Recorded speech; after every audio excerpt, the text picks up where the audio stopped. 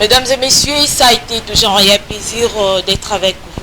Bonjour et bienvenue à votre nouveau numéro de votre émission Jeunesse d'avenir débat, format spécial parce que nous recevons pour vous une seule personne, il est candidat, il s'appelle Monsieur Manish Ndimbo. C'est avec lui que nous allons devoir vous accompagner.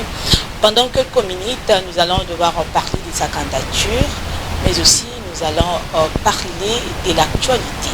Alors, avant de vous présenter mon invité, mais aussi aborder les thématiques que nous avons retenues pour ce nouveau numéro de votre émission Jeunesse d'avenir débat, j'aimerais vous donner deux grandes lignes d'actualité du jour. Politique, campagne électorale, Martin Fayulu en meeting à la place Sainte-Thérèse, c'est samedi à Kinshasa. Présidentielle 2023.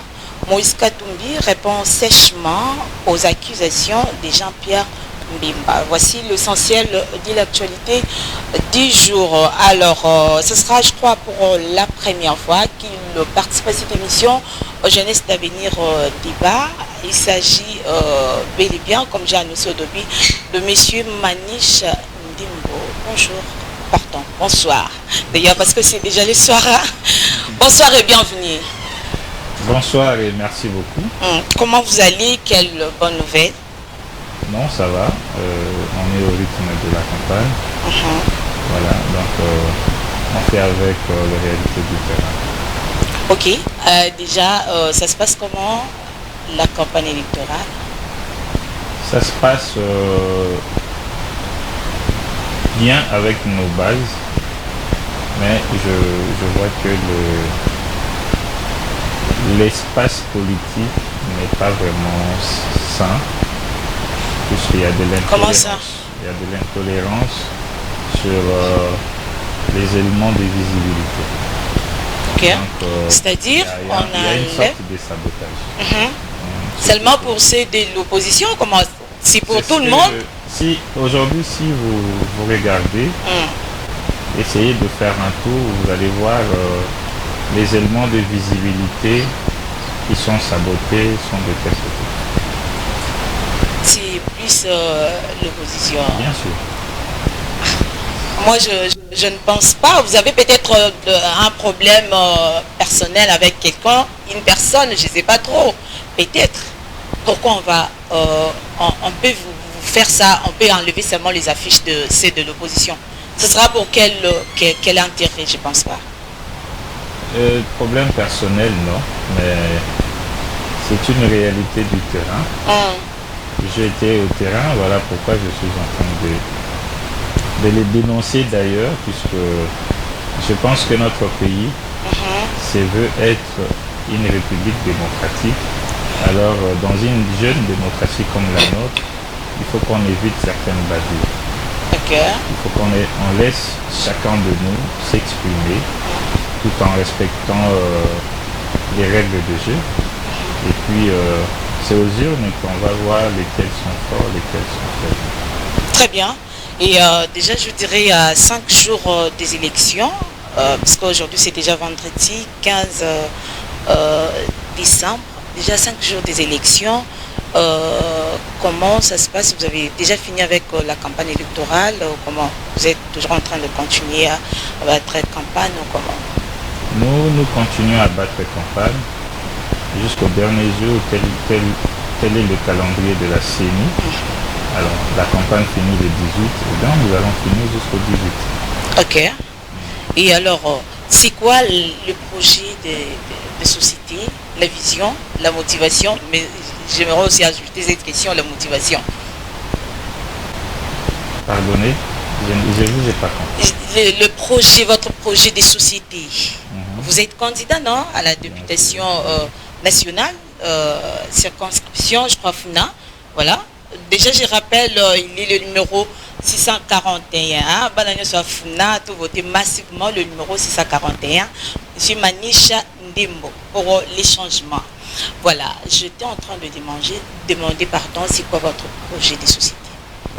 Eh bien, mon projet de société n'est pas essentiellement le mien seul. C'est la logique de mon président nous nous inscrivons sur la refondation du Congo, dont chaque pilier doit être ressenti au niveau de chaque district, de chaque province et de chaque ville. C'est seulement la matérialisation du projet de la refondation du Congo qui est subdivisé en 5 piliers, 5 axes que nous allons matérialiser au niveau de la FUNA. Voilà pourquoi nous avons même dit dans notre slogan, une FUNA moderne est possible. Donc écrivons-en une nouvelle histoire. Ok. Voilà. Alors, c'était quoi la motivation? La motivation de postuler. Justement. Eh bien, c'est parce que on postule parce qu'on croit changer quelque chose. C'est parce qu'on a quelque chose qui nous embête tellement, tel que la salubrité. Notre district est tellement insalubre. On voit plusieurs fois des sommes d'argent qui sont décaissées, confiées au ministre de tutelle. Cela ne sont pas vraiment repartis à bon escient. Alors, il y a aussi les phénomènes de la pauvreté. Il y a les sociales de la population, l'emploi des jeunes, qui jusqu'aujourd'hui, ma génération ne trouve pas encore son compte. Alors, étant donné que tous nous ne pouvons pas aller là-bas pour nous exprimer, cette génération m'a choisi moi pour aller les représenter là-bas. Oui, parce que nous connaissons ce que nous vivons comme problème, on n'a pas besoin que quelqu'un d'autre vienne s'apitoyer de notre sort. Il faut reconnaître que nos aînés ont échoué à matérialiser les vœux qui étaient les nôtres lorsque nous les avions confiés la représentation. Alors, il est temps que nous-mêmes, nous puissions nous faire représenter par quelqu'un qui est les nôtres, là ils sont moi.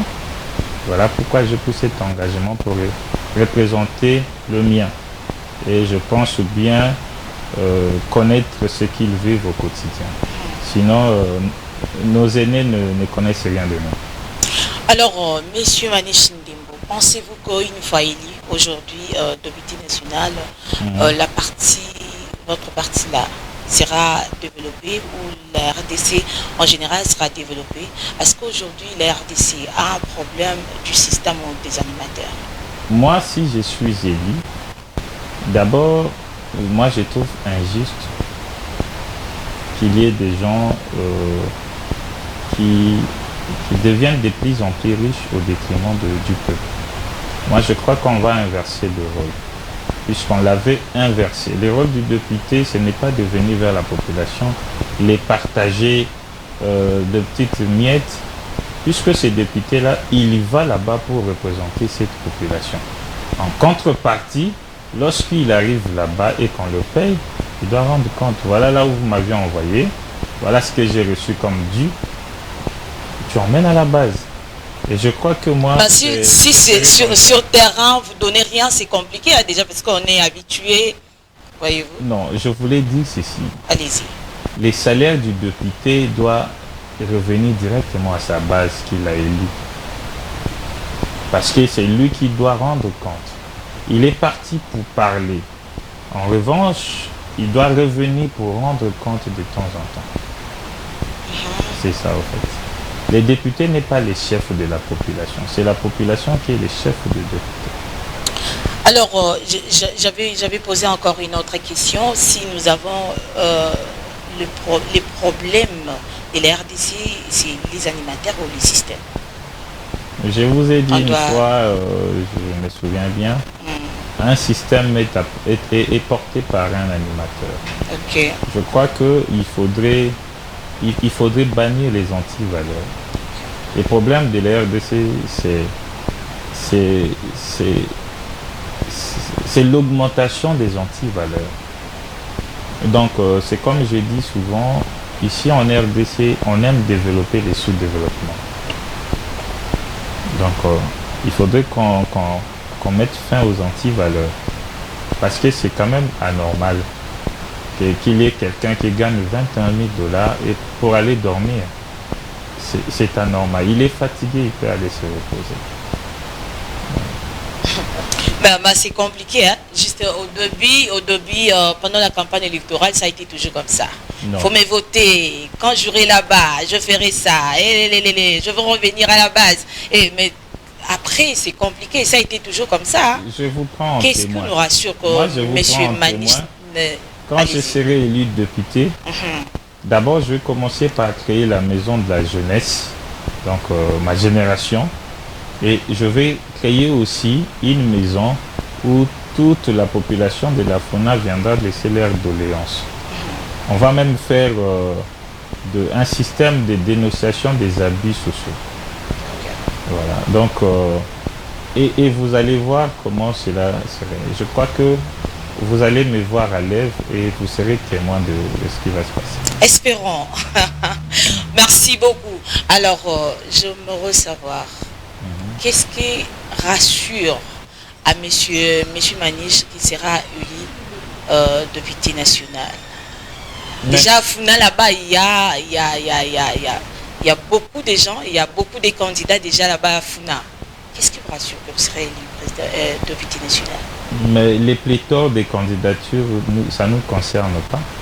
La population de la Funa est mûre pour savoir qui peut parler à leur voix, qui peut prendre la parole pour parler à leur nom et qui n'a pas qualité. Les pléthores des candidatures, c'est...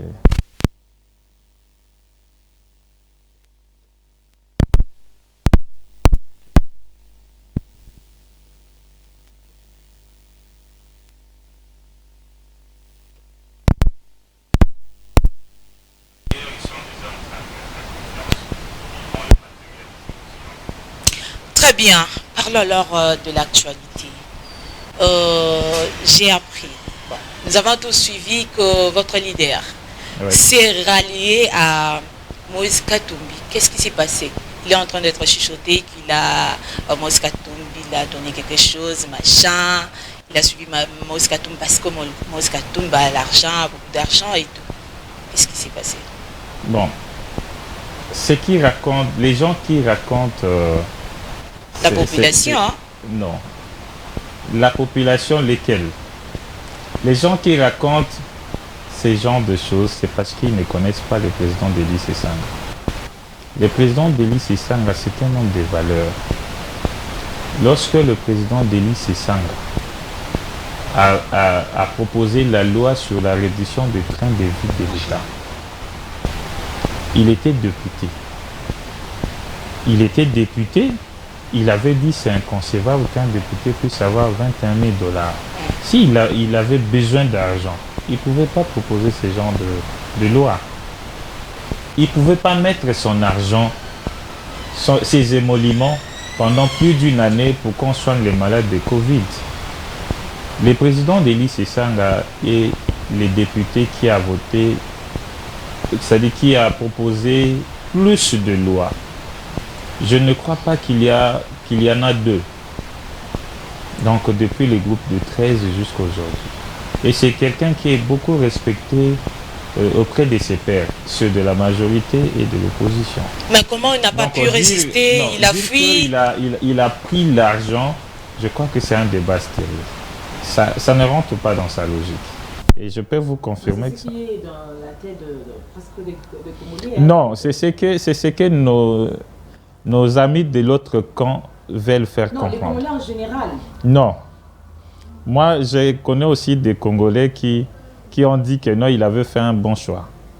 Donc, je ne connais pas la généralité. Je connais des Congolais, en général, s'il faut prendre vos mots, sont d'accord qui s'est rallié à Moïse Katumbi. Il n'a pas déçu sa base. C'était quoi sa motivation?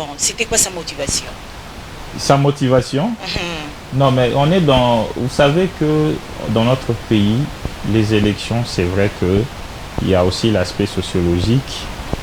Mais la motivation était... Déjà, dans la pré-campagne, nous avons mené des actions communes avec nos amis d'ensemble. Oui, après, chacun a déposé sa candidature. Non, c'était dans la démarche.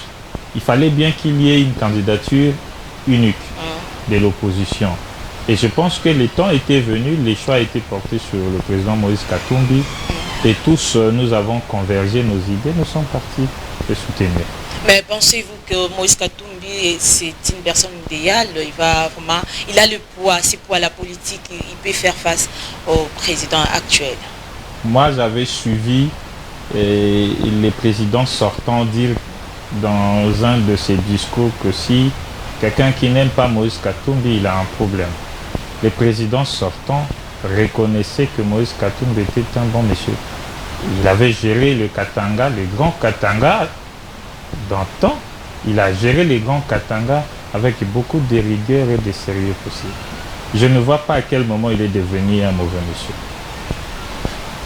Être gouverneur, c'est différent d'un président de la République. Mais j'ai dit les Katanga est découpé en 4. Je parle du grand Katanga, je ne parle pas de petites villes, j'ai dit les grands Katanga. Tous ici, on avait rêvé une fois d'aller vivre au Katanga à l'époque de Moïse. En plus de ça, c'est un bon manager footballistique. Donc nous osons croire que il incarne des changements. D'accord, mais il est en train d'être chuchoté. Enfin, c'était depuis les dépôts de la candidature du président en place. Il interpelle la population congolaise de ne pas voter les candidats de l'étranger. Okay. Il est en train d'être chuchoté. Moïse Katumbi a une nationalité douteuse. Ça fait du buzz, quoi. Avec, j'ai vu aussi Mbemba réagir. Donc, le président n'avait pas cité le nom d'une personne. Il a dit seulement qu'il ne faut pas voter les candidats de l'étranger. Mais Katumbi avait réagi. Mbemba aussi a réagi. Maintenant, c'est compliqué. Je ne sais pas trop. Est-ce que c'est ce que les Congolais attendent? Je crois que ça, c'est un débat stérile que vous allez m'excuser. Allez-y. Vraiment, je trouve que c'est un débat de bas étage que je ne peux pas répondre vraiment à ça. Parce que ce n'est pas moi qui ai validé la candidature de Moïse Katumbi. Si on savait qu'il était étranger, on ne pouvait pas valider sa candidature. Alors moi, venir dans ces débats-là en pleine campagne, je trouve que je suis en train de perdre. Pendant que le président lui-même il n'a pas le monopole de la vérité, lui. Mais lui aussi a réagi. Il ne fallait pas réagir. En tout cas, parce que ça devient maintenant une distraction. Mais, en tout cas, appelez ça comme vous voulez. Les deux, ils savent comment ils sont en train de se tourner sur ces débats. Moi, je crois que si sa candidature était validée, c'est parce qu'il est congolais. Donc, dire même que non, c'est quelqu'un étranger, que ce soit Moïse Katumbi ou une autre personne, je pense qu'en ce moment-là, c'est un peu mettre nos institutions, notre appareil judiciaire au dépourvu, parce que cet appareil judiciaire a rendu le droit. Et je pense que... c'est compliqué maintenant parce que les Congolais savent maintenant que Katumbi c'est un étranger. Est-ce qu'on peut voter une telle personne? Parce que nous ne voulons pas avoir un étranger à la tête de la magistrature suprême quand même. Je sais que les Congolais pensent maintenant que... Les Congolais savent maintenant que la Cour constitutionnelle a validé un candidat que d'autres traitent de l'étranger. C'est tout. Donc, ça veut dire que les Congolais savent qu'on est en cacophonie. On dit une chose et son contraire. Je pense que notre cour, la Cour des cours, a prononcé, a rendu un verdict confirmant, validant la candidature de Moïse Katumbi ou de quelqu'un d'autre. Je pense que les arrêts de la Cour constitutionnelle sont inattaquables. Très bien. Alors, c'est quoi son programme? Le programme du candidat Moïse Katumbi? Parce qu'ils sont dans les attaques personnelles, on n'arrive pas à comprendre. Non, moi je connais son programme, c'est la refondation du Congo. La refondation du Congo qui est le nôtre. Et lui, comme Moïse Katumbi, c'est notre candidat, son programme, c'est la refondation du Congo. Qu'est-ce qu'on peut comprendre par là? Mais la refondation du Congo, qui est le programme du président Denis Sessanga, est en même temps le programme de Moïse Katumbi. Donc, Moïse Katumbi lui-même n'avait pas un programme? Non. On a pris nos différents programmes, on a mis en place et on est resté toujours sur la logique de la refondation du Congo. Ok. Oui. Mais pensez-vous que Moïse Katumbi sera élu comme président de la République? Ben, écoutez, moi, je suis en train de le soutenir. Je dis qu'il serait élu, puisque c'est aux urnes que nous saurons qui sera élu, qui ne sera pas élu. Mais ça se voit déjà, hein, qui est populaire, qui n'est pas populaire, ça se voit déjà. Non. Mais on peut déjà comprendre. Ça, c'est de l'effet papillon. Ok, alors, qu'est-ce que j'allais dire? Moïse Katumbi, on a refusé qu'il puisse continuer sa campagne électorale. De l'autre côté, je ne sais pas, on n'arrive pas à comprendre justement. Est-ce que l'Union sacrée a perdu de l'opposition? Qu'est-ce qui se passe réellement? La question là, vous devez le poser au porte-parole de l'Union sacrée. Moi, je ne peux pas répondre à ce qu'eux ils pensent. Moi, je réponds. Mais on peut toutefois analyser.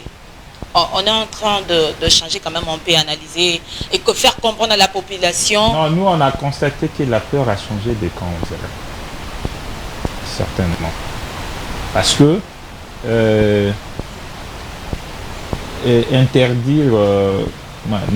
interdire quelqu'un, je crois qu'on n'a pas interdit, mais plutôt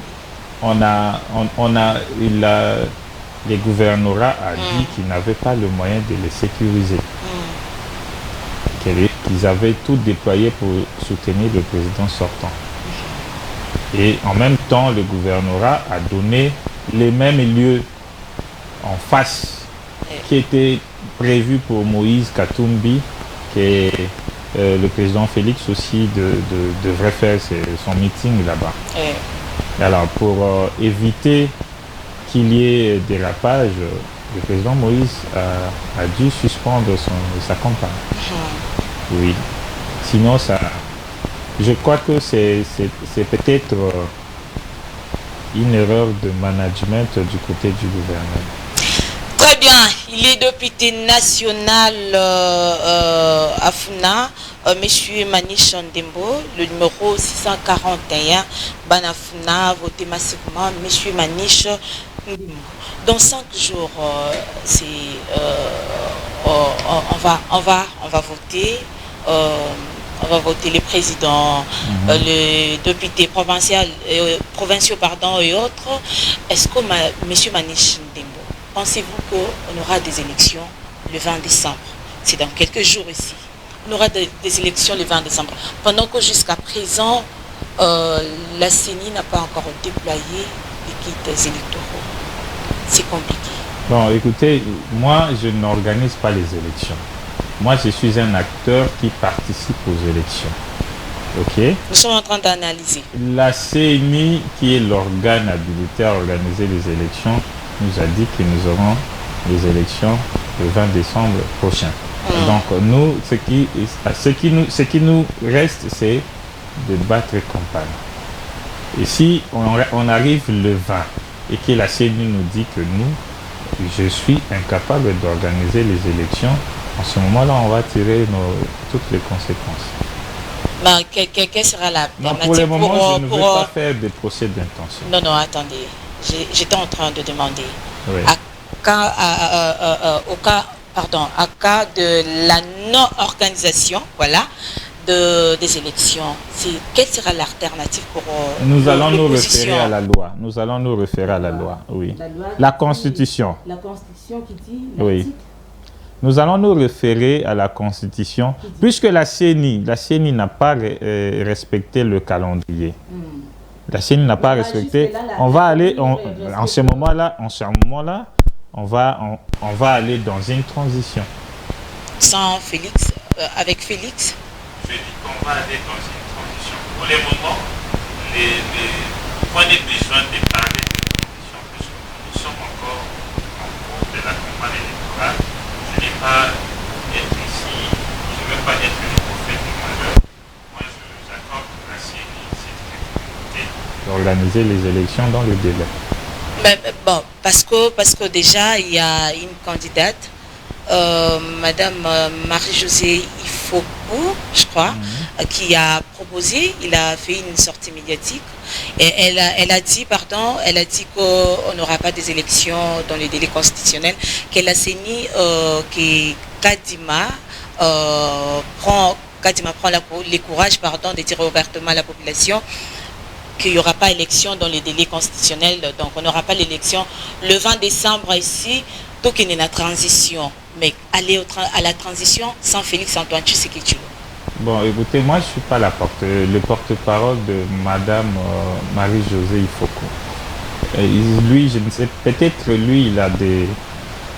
Il a une vision qu'il n'aura pas d'élection. On ne peut pas dire ce qu'on nous apporte.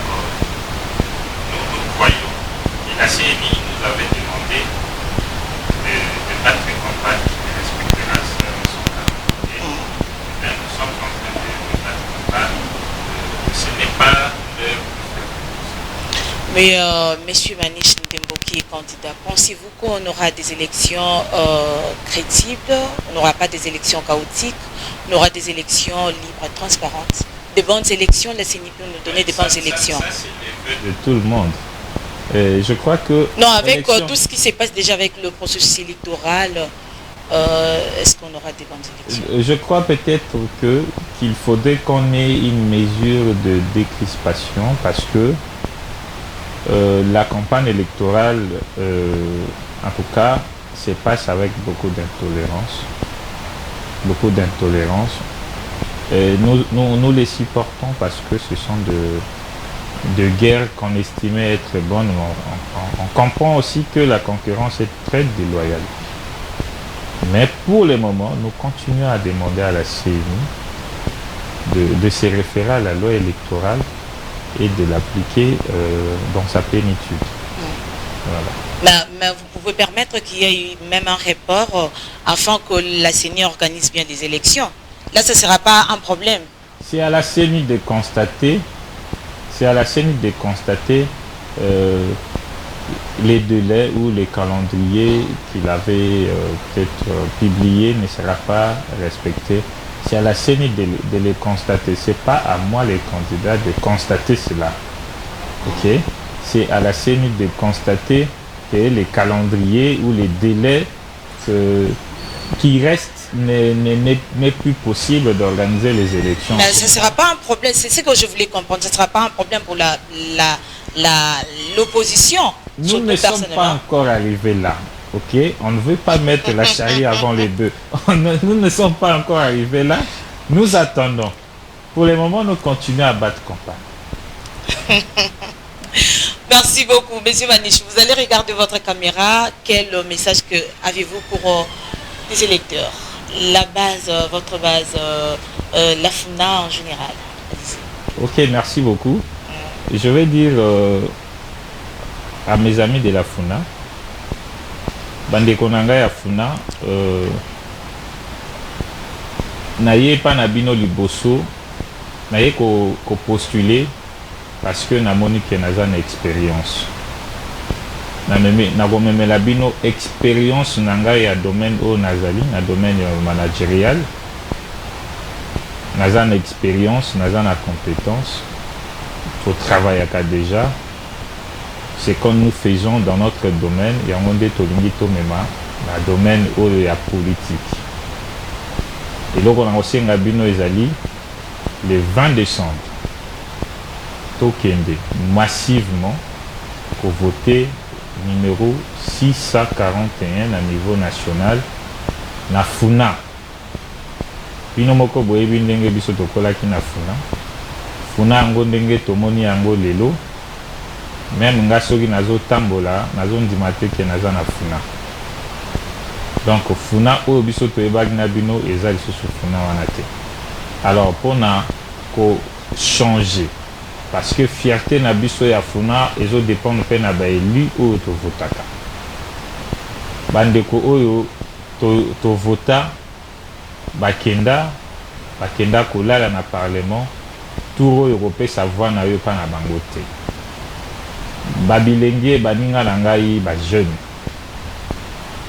boyeba ke tokozala na ba jeu lokola ba winner te lokola job na biso winner wana eza misala te tozosala bamisala wana nyonso parce que tobeta baje wana baje d'hasard parce que toza na misala te parce que bacondition de vie eza ya malonga te parce que même kolia ya biso moko tozokoka te ndenge nini tokobanda kokanisa kobota donc miloko wana nyonso tu ifo esila alors po esila yo mokolo okende kovote kopesa ta voix moko te na député moko ya mokolo oyo asala kala boyebi ndenge asalaki topesa ya ta voix moko te na niveau ya funa tovote numéro 641 ezali ngai ndeko na bino Manishi Ndembo Ekofo bokomona mpona lokumu na biso ya funa tovote utile maintenant oyo bandeko bazali na ngiringiri bovote numéro 57 eza candidat na biso ya provincial na ngiringiri bovote numéro wana ekosala biso bien. Il s'appelle comment? Il s'appelle Christian Kamba, honorable Christian Kamba, bovote ye ekosala biso bien. Et puis na niveau ya Selemba bovote numéro 196 monsieur André Kinandendele yaza espoir abana Selemba soki bovote ye na 196 na Selemba bovote na ngenge na 57 honorable Christian Kamba bovote nga na 641 nde bokomona bakomi na biso nyonso 7 ya funa ekozala lisusu ndenge tozoloba lelo te toza bajeune tokomema modernité donc eloko na ngai nasenga bino yango wana natondi bino botondi parce que naza kokroire que okovote utile. Très bien. Alors soki nalingi na comprendre malamu penza donc monsieur Manish azosenga na population bavote sur bateau ya kala te mais bango nyonso bakende mais bato ya kala baza koincarne le vide bao nyonso basalaki kala baza koincarne néant parce que baapporte changement moko te baproposer baloi ya malonga te tomoni bango kaka basali baselfie ok tomoni bango balobanga mpe kaka boya avant bakoma te ezali na éducation na éducation. Je suis pas venu ici pour étaler l'éducation à Singolo Pakala. Mais je pense que faut pas trop confondre instruction au tozwaka na classe na éducation tozwaka na ndako. Omoni mutu soki auti na ndako na bango azwaka o babengaka éducation. Omona mama oloba biso tosalaka boye te papa alobi te basalaka boye te ozomona bana mosusu abe epa na biso bafingaka te epa na biso bayibaka te epa na biso basalaka boye. Ça c'est l'éducation. Alors l'instruction c'est ce qu'on nous apprend à l'école. Maintenant bango peut-être ils ont confondu l'instruction et l'éducation. Très bien, on va chuter par cette question. Monsieur Manish, citez-nous parmi les 26 candidats. Maintenant il nous reste ici oui quelques candidats, d'autres sera liés à Moscatumbi. Parmi le candidat président de la République, citez-nous 2 candidats sérieux et des candidats moins sérieux qui vont peut-être travailler pour leurs propres intérêts. 2 candidats sérieux et 2 candidats moins sérieux. Ben, moi, je n'ai pas na mesure ya jauger sérieuxité ya batouté. Mais moi, je crois que le candidat sérieux... On peut comprendre déjà. S'il vous plaît. Au moins, j'ai les candidats sérieux qui s'appellent Moïse Katumbi Tchapé au numéro 3. Alors, les candidats moins sérieux, moi, je les ai pas fréquentés, je ne connais pas. Très bien, merci. Merci d'être venu, monsieur Manish. Amis téléspectateurs, c'est déjà la fin.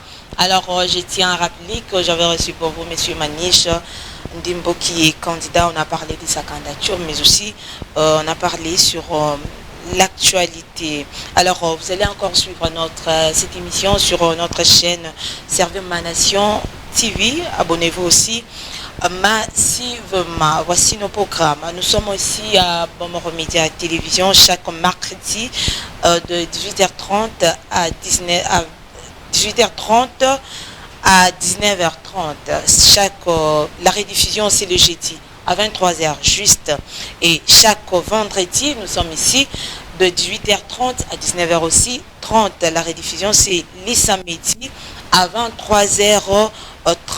Nous disons un grand merci à monsieur Racine Bireka, qui est le DG et le coordonnateur de la jeunesse d'avenir débat. Merci. Ça n'est fini pour aujourd'hui. Nous disons un grand merci à l'équipe technique. On se verra la semaine prochaine. Merci beaucoup. Ciao.